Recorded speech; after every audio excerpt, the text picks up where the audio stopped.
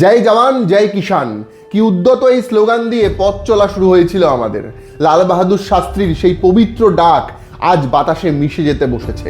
স্বাধীনতার আশিতে পা দিয়ে আমরা বুলেট ট্রেন ছুটিয়েছি, মহাকাশে পা রেখেছি, কিন্তু যে মানুষটির ঘামে ভেজা চাল ফোটে আমাদের পাতে, সেই আমার দেশের কিষান কেমন আছে?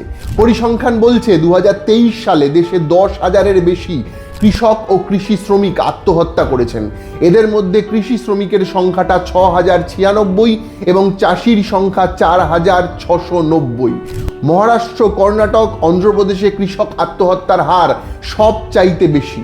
একা মহারাষ্ট্রেই 2023 সালে 2,851 জন কৃষক প্রাণ হারিয়েছেন।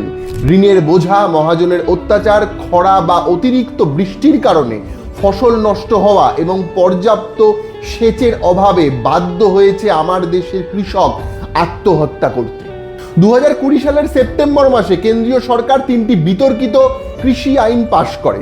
কৃষকদের আশঙ্কা ছিল যে এই আইনগুলোর ফলে পাইকারি বাজার ব্যবস্থা ভেঙে পড়বে এবং বড় কর্পোরেটদের হাতেও কৃষি পণ্যের বাজার চলে যাবে।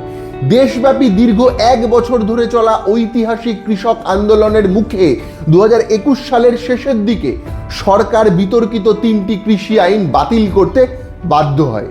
বর্তমানে সংযুক্ত কিষাণ মোর্চার পক্ষ থেকে অভিযোগ করা হচ্ছে যে সরকারের তরফ থেকে ফসলের ন্যূনতম সহায়ক মূল্য বা এমএসপির গ্যারান্টি দেওয়ার কথা বলা হলেও তা বাস্তবায়িত হয়নি।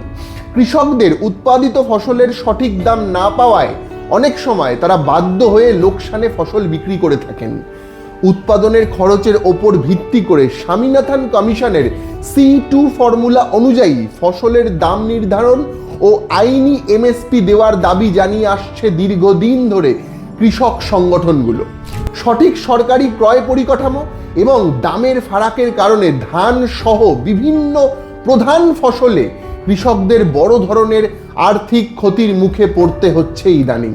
প্রশ্ন জাগে, তবে কি মাটি চিরে সোনা ফলানো মানুষগুলির আজ কেবলই বঞ্চনার পালা? ক্ষেতের পর ক্ষেত সোনাঝরা ফসল ফলে, কিন্তু সেই ফসলের ন্যায্য দামটুকু পাওয়ার লড়াইয়ে কিষানের গলা শুকিয়ে কাঠ হয়ে যায়। ফসলের দাম নিয়ে আজও রাজপথে নামে ঘামে ভেজা পিঠ। যে হাত দিয়ে সে বীজ বুনেছিল, আজ সেই হাতেই অধিকার আদায়ের ব্যানার। রক্তে কেনা এই স্বাধীনতার আলো কি তবে আজও পৌঁছয়নি অন্নদাতার আঙিনায়?